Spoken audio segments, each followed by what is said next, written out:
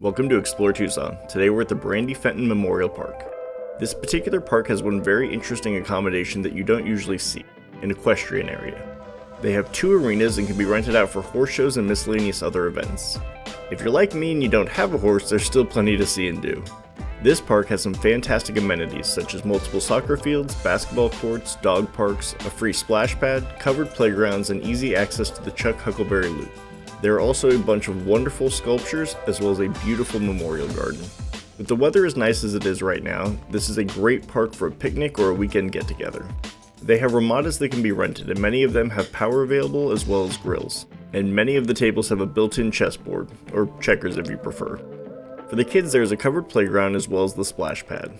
Just keep in mind that the splash pad is for children 12 and under and for those who accompany them, and they must be supervised at all times. The park is very well maintained and is definitely a good choice for a weekend outing.